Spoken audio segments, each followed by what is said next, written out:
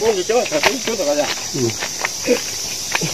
đi lâu lâu mua hỏi à, thấy đi lâu tôi chụp có cho chế này, đi cho lên này chế của tàu.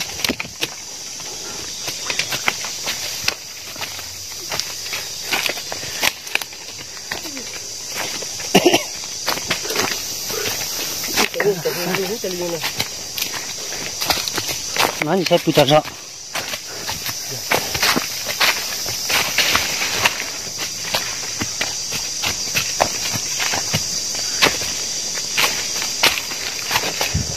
Có cái lem con nồng su. Ôi giời.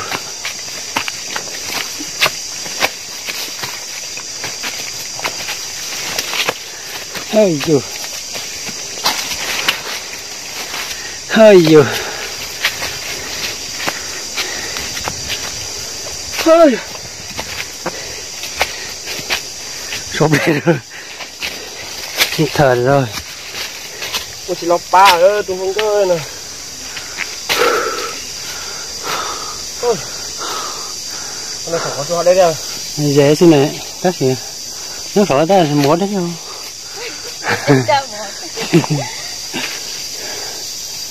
Ô giờ một con nồng màu rồi. Nó tôi cũng nàn này giờ. Làm chỗ đây rồi.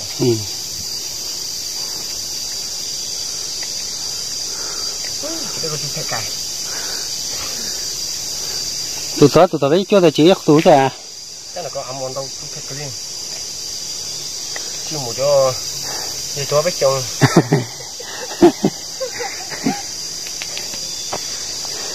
Không ta không luôn thì nó hết đâu.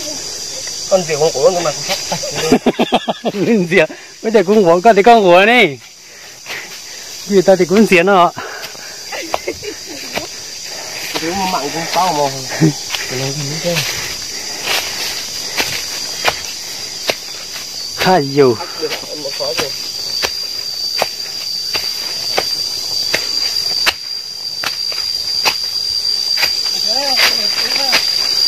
Hả? Hả? Thế mà. Ôi giời. Thì ba tao rung nhau thì tao nhau ơi. Tao mù sắp po. Để to.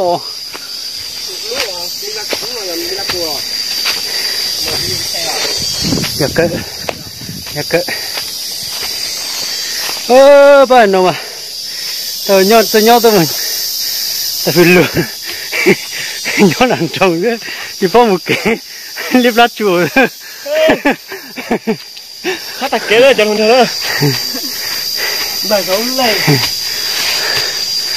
Nó sẽ thịt tiêu. Hả? Hợp lẽ của chị cho của lúa này to rồi à. Của lúa này của chị kết nó tụi nó rồi. Thôi giờ. Kìa, ta chỉ của lúa chỉnh bài mà có nó nhận gì tao liền. Sao sao có chứ? Thôi rồi rồi. Một gì?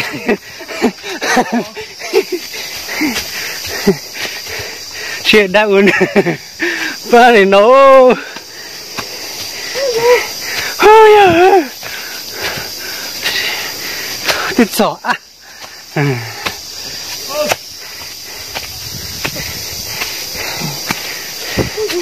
Ô trời tôi sọ chưa.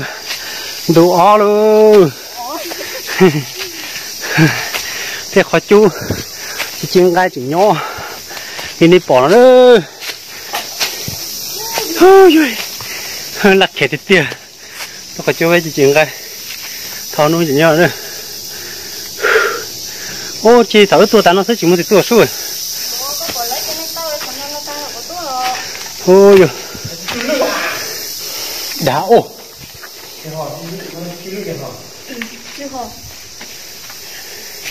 Đá ba. Chú lưu chú chân chế nè. Các chị à. Chú chân chế có tuần rồi.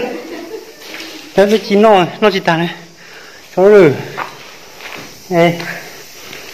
nhớ bị co cái nào cái gì chứ lư cho cái này nó nổi nhá cao nên muốn cho con chảy mùi nên à từ số đầu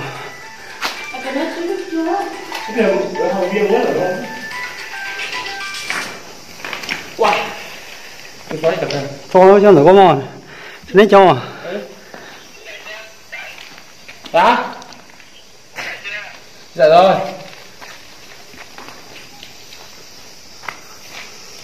tí đã em đang đi chơi em đang ở chỗ này chỗ nào này cứ hùng hà tu ngay cột qua của sáng tí bên sông bên này bên cái hang động này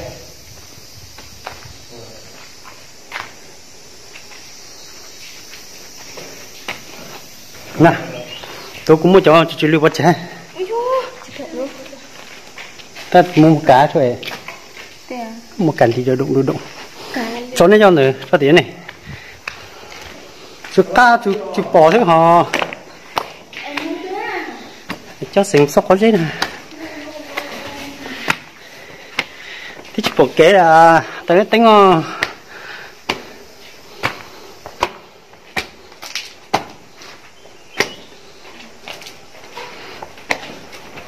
mua búa giờ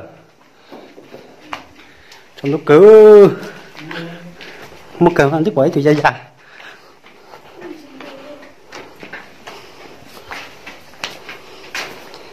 em ơi điện thoại đây cần em đây búa ra đây à mua sẵn hả búa thì chúng ta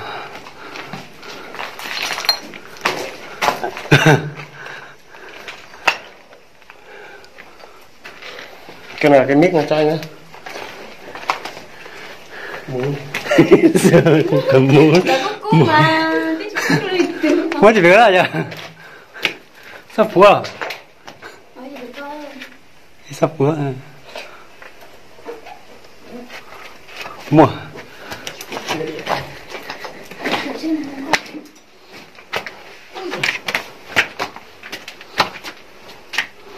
Ủa, nó đầy đủ một thôi. Thiếu rồi. Xíu bên trên này. Rồi này.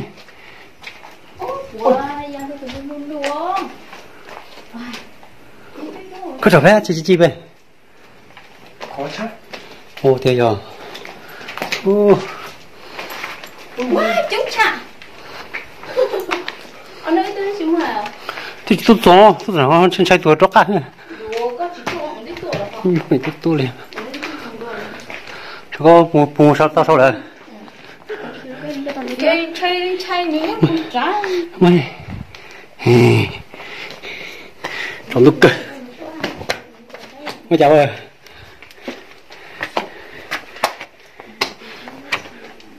Ô thì phải đi rụng cục cơ.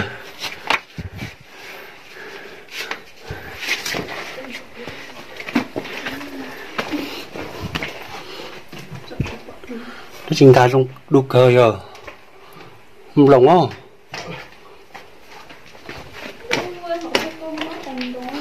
mua từ lộ nó chửi to ra to từ lộ có biết cho khó mà khó gì trong nó này giờ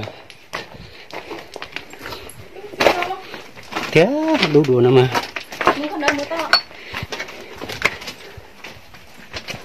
ô Ủa à.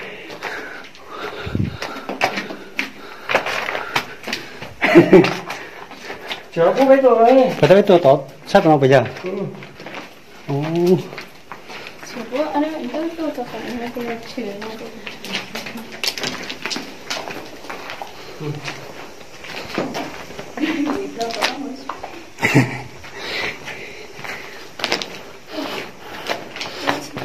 Nên nhớ lên cô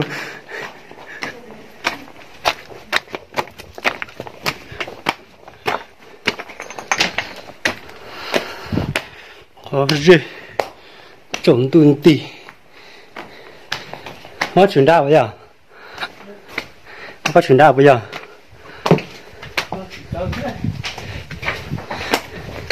ôi mắt kìa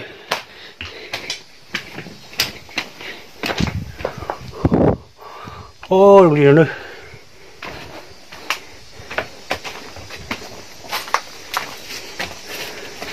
ô chỉ có tận nó gửi lá tựa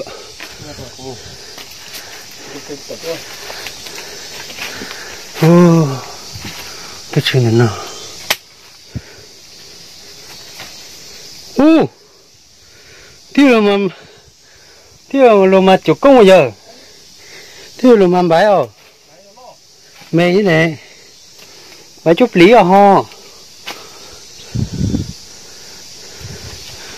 ô nữa nó chỉ bỏ lên từ nhớ là từ tôi chuông bãi này nữa cái từ bãi pli nữa thì nó chỉ trâu thứ trồng mà xa thứ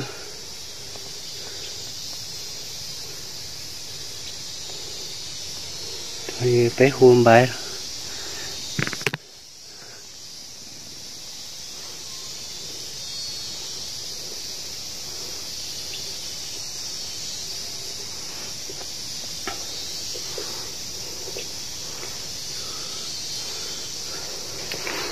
có một từ nào chờ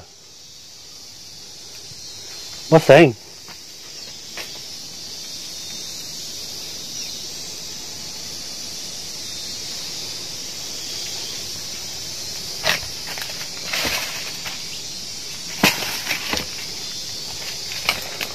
chỗ này đâu giờ dùng đi nó trồng luôn tí xíu còn như bọn nữa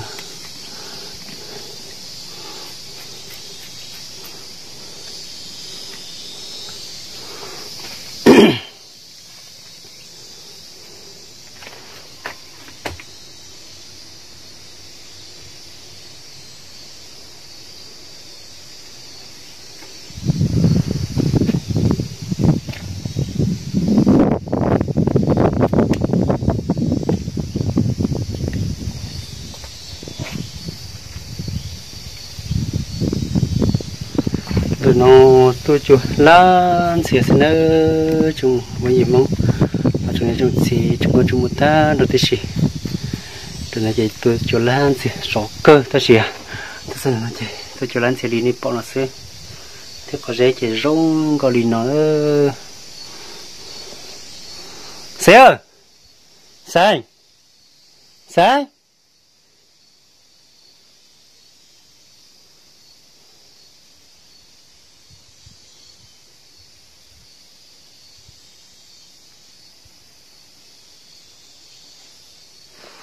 xanh xanh ô trên một con mũ từ này được có sợ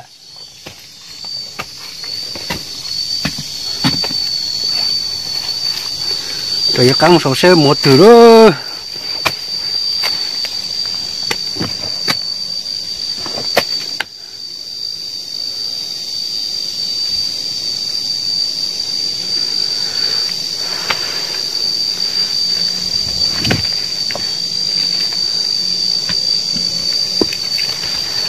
chuối chua lên xưa xí ơi xí xí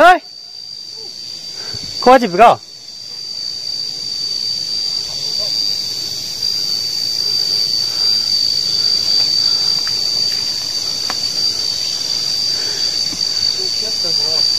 ô bỏ ra một tí ô bỏ bông sát đi cứ nhớ thôi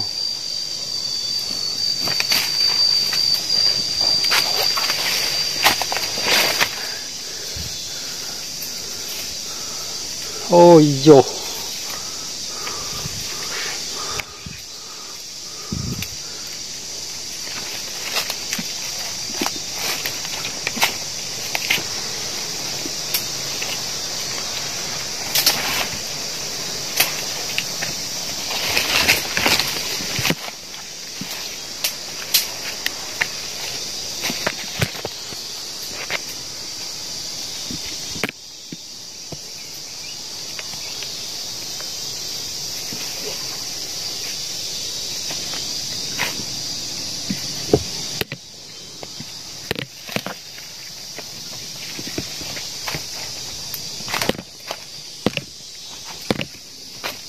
con đó à con đi thế hai ồ cốt chu nè